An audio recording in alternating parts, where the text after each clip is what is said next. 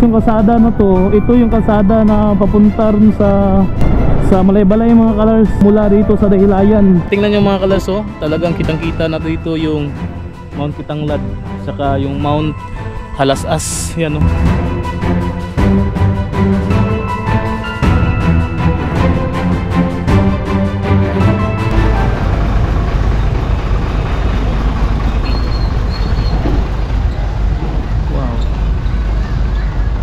So hello mga colors, good day sa inyo, no? So saan yung gala ninyo? Ako ngayon dito tayo ngayon sa Manolo Portage, no, Bukidnon.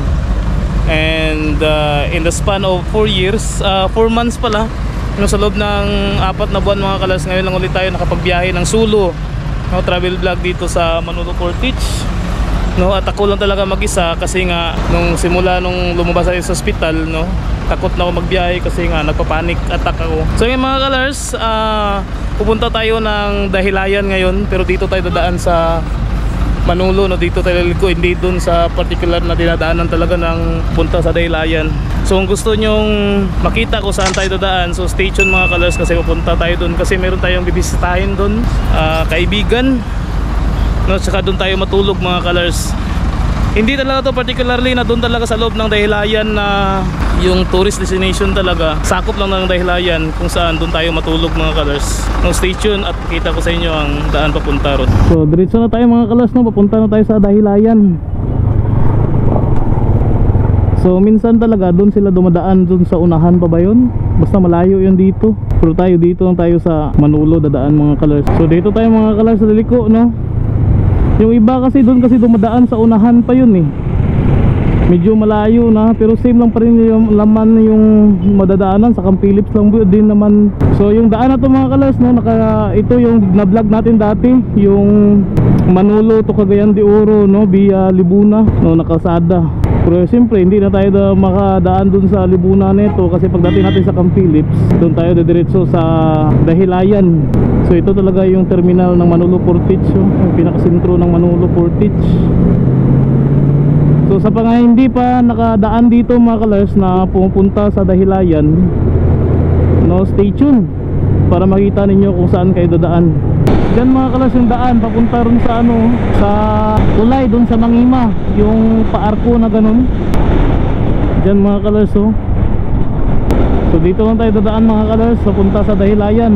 Siguro pwede tayo dadaan dun, pero hindi pa ako nakapagdaan dun eh. Kaya dito lang muna tayo, baka magkawala-wala tayo. Ang hirap na bumalik, sobrang layo na.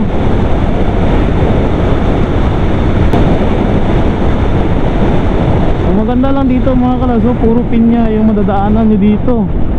Plantation ng pinya. First time natin nakabiyahe ng ganito mga kalas kalayo, no, in 4 months time. So ito mga kalas yung cruising, no, to San Miguel, to Camp Phillips. Ito kasi yung mga kalas yung sabi ko kanina, kung dimiritso tayo doon, hindi tayo lumiko doon sa Manolo. Dito yun yung daan na yan, dito rin sila dadaan nun. So sobrang ganda ng kasada dito mga kalas. Wow.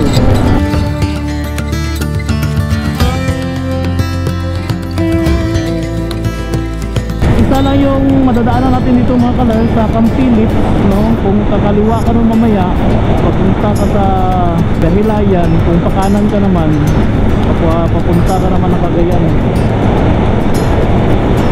Oh, sobrang lapad talaga ng pinyahan dito mga colors. Woohoo! Grabe. Sa Bukidnon kasi Dol kasi yun, Dol, Sumipro, ganun. Dito Del Monte, Philippines. Del Monte, Philippines. Yan mga kalas ang processing area nila, oh, ng Del Monte. So dito tayo mga kalas liliko, no, kasi ang pakanan kasi niyan, palabas pa rin yan dun sa highway, I guess. So sa Sayre Highway nga ang pakanan. So dito tayo kasi papunta tayo ng Dahilayan. So dito tayo sa kaliwa. So yan mga kalas, ito yung ano mga kalas, landmark ng Camp Phillips, no, yung pinya na to, no. So dito sa kanan, yan ang papuntang Cagayan, papuntang Libuna, ganun. So kasi papunta tayo ng Dahilayan, so dito tayo mga kalas, no, Del Monte. Sam Phillips Bukidnon. Yan o.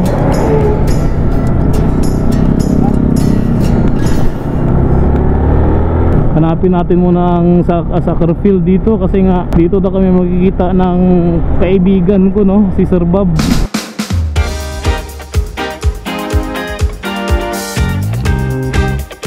Yan palang soccer field. Laki ah. Ang daming tao. Ang daming nag-training na pala ito sa soccer. So dito na tayo mga kalas, no. Sobrang ganda talaga dito pala sa ano, no, Sam Phillips. Sobrang lapad ng ano, area nila dito. Siyempre nga naman malapad na yung Pinyahan, yung area pa kaya nila dito sa kanilang municipality. Hindi pala tayo makaabot ng mga kalas sa Dahilayan Adventure Park. Hindi tayo doon makaabot. Dito lang tayo sa pinakasentro ng Dahilayan mismo. Wow! Uy, layo din pala, no? 14 kilometers mula rito ang Dahilayan Adventure Park. So tingnan nyo naman mga kalars. Dito talaga makita nyo talaga yung mga Pinyahan dito. Wow, diba?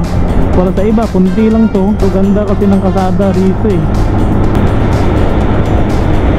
As in, ganito talaga lahat ng kasada. Wow, grabe. Malapad din naman ang Pinyahan doon mga kalas sa Valencia, particularly doon banda sa Alurugan, sa Lilingayon, ganun. Grabe, sobrang lapad naman dito.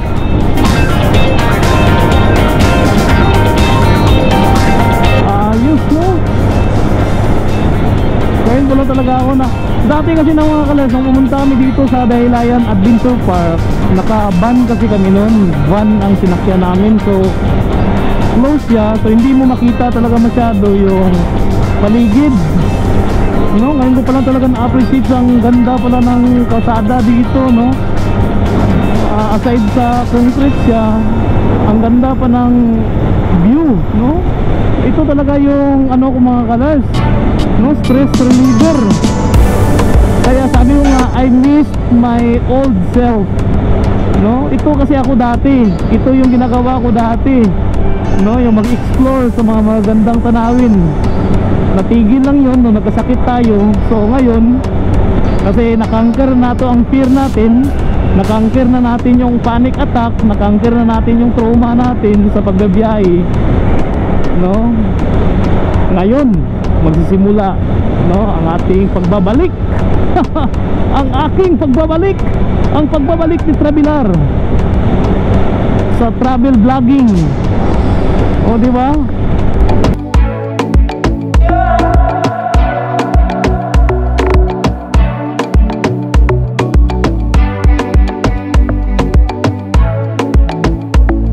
Mampayag pa to eh. Dahilayan yung puntahan natin mga kalas.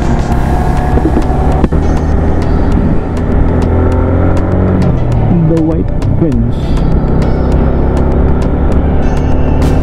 Excuse me, layo pa to ang Dahilayan, ano ba? Ang Dahilayan yung mismo nga barangay? Mga 7 kilometers. 7 kilometers pa? Sige, salamat kayo.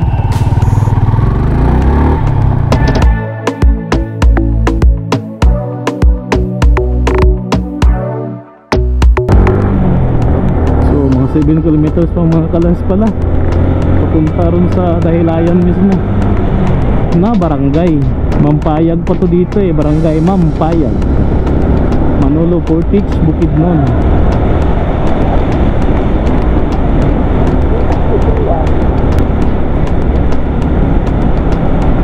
Uy, dito na tayo mga kalas sa barangay Dahilayan. Strawberry yung kanilang ano dito mga kalas, yung kanilang prutas na nilagay sa ano nila, landmark.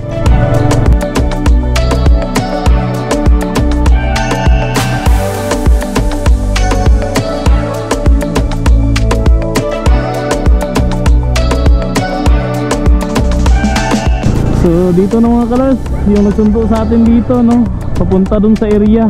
Marami pala yung mga ano dito mga kalas, mga resort dito sa Dahilayan mismo, no.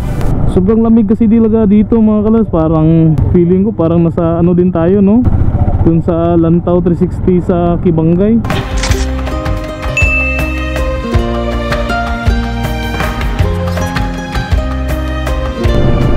Unidas Travelers Inn. Talagang ideal pala talaga yung lugar na to mga kalers, na dito kayo magpalamig, no, o mainit yung ulo nyo. Sobrang ginawa talaga mga kalers, pambihira. So dito tayo sililiko. Yun, Mountain Pines Place. Dito pala.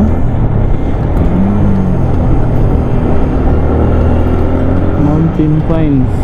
Tingnan nyo mga kalers, oh, ang daming mga pine tree dito, oh. Grabe. Kaya sobrang ginaw dito eh, no? Nagpa-fogs na, oh. Nagpa-fogs na yung ano mga kalers, paligid. Wow. Ay, ito pala yata mga kalers yung kasada na to. Ito yung kasada na papunta rin sa Malaybalay mga kalers, mula rito sa Dahilayan.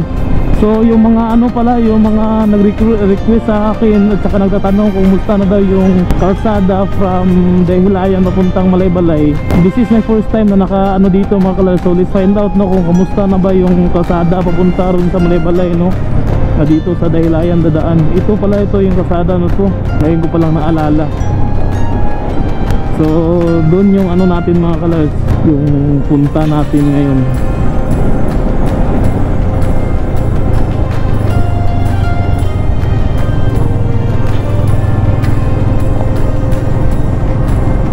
Hindi talaga sa Dahilayan Adventure Park kasi yung punta natin. Okay yun pala yung kasada na to mga kalers, no? Mauna yung kasada ang pala po sa Malaybalay? Musta naman ang ano? Nalapos lagi kasada dito, wala? Pero may kasada na yun, palapos dito Malaybalay. As in? Pwede ka kaagi diri? Tama nga talaga yung hinala ko mga kalers. Ito na nga talaga yung daan papunta rin sa Malaybalay. Isa to mga kalers sa i-vlog natin soon.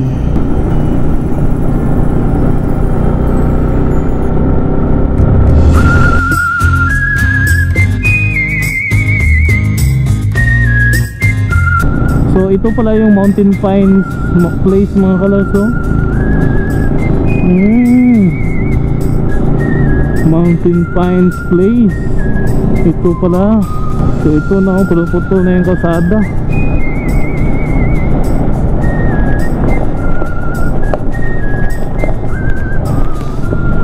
Yun lang.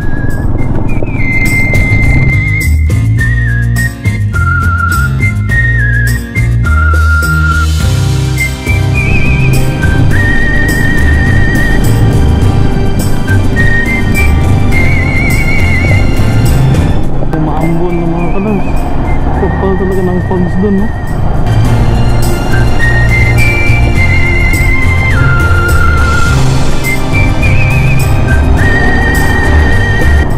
Iniiwan ako ng guide ko mga kalers, ha.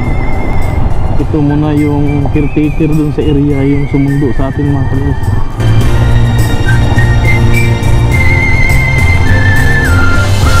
So ito talaga yung kalsada dito. Pambihira talaga, no?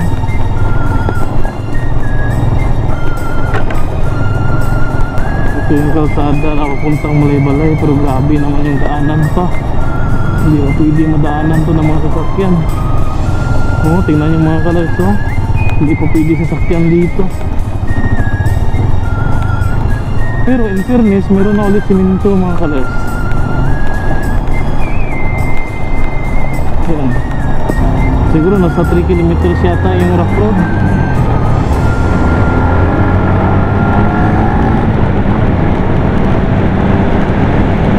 Grabe yung ulan.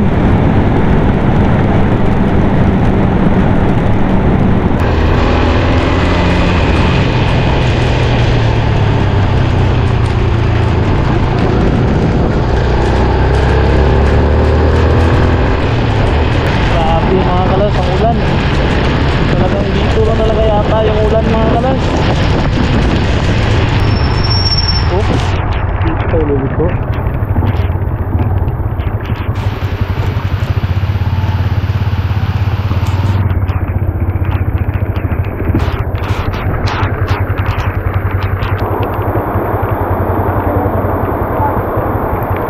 So dito na tayo mga colors sa bahay ng sinusundan natin tour guide natin kanina mga colors, yung route taker ng pupuntahan natin ditong location. Kape muna tayo mga colors.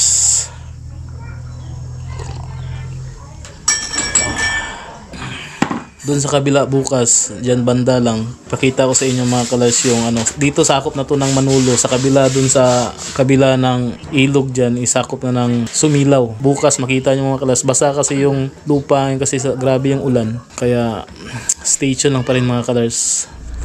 Good morning mga colors. Yun. Yeah, ka? Oh, so dyan mga colors, oh. Maliwanag na maliwanag dito makita na dito yung Mount Kitanglad. And ongoing ang sunrise. So yan yung i-capture natin mga colors, ang sunrise dito sa Abroginia Heights. So dyan tayo mga colors natulog, bahay lang ni Boss Rino.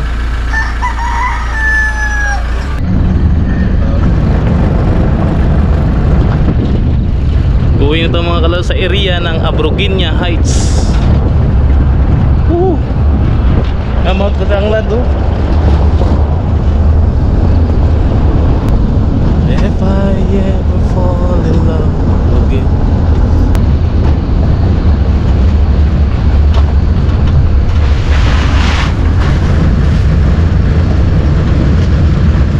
What?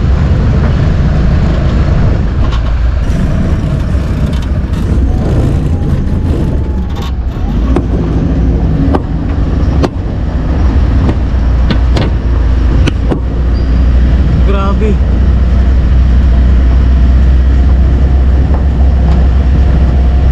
Ito nga sa motor? Tukas niya.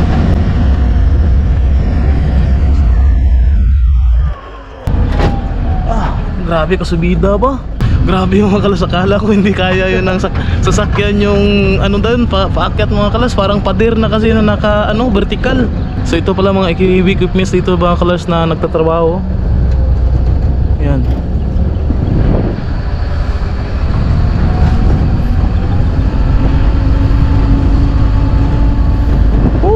We're going to Abroginia Heights.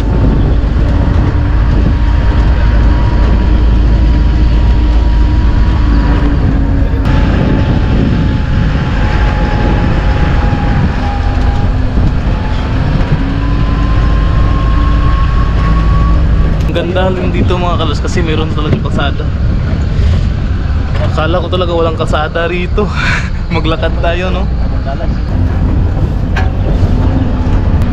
So dito na tayo mga colors.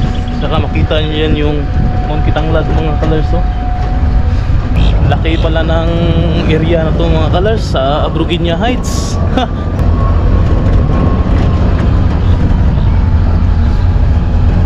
So we're here na mga colors, no, sa area mismo sa Abroginia Heights. Lahat ng mga makikita natin mga colors na may mga bakod na puti, mga sakop yan ng Abroginia Heights in the span of 4.8 hectares. Shout out sa driver namin, no, Mike.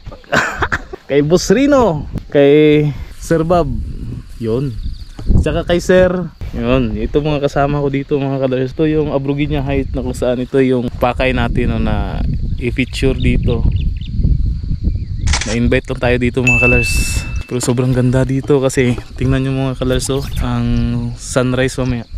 So kung doon mga colors ang sunrise, ang sunset nito mga colors daw makita doon banda. Kaso lang kahapon nang dumating tayo dito, umulan kasi tsaka kapal ng clouds, tsaka ng fogs doon, kaya hindi natin nakuhanan. Stay tuned mga colors.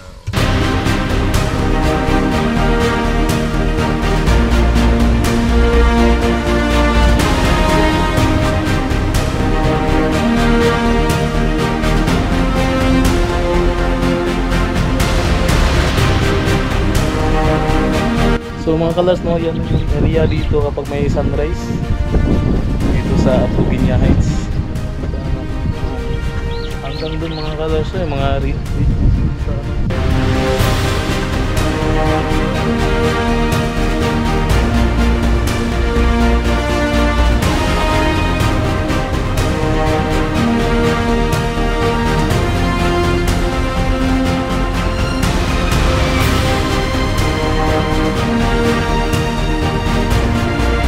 So yun na mga kalars, yung mukha ng Abroguinia Heights dito mga kalars, dito sa sitio Bagalangit, sakop ng Manulo Portage, Bukidnon.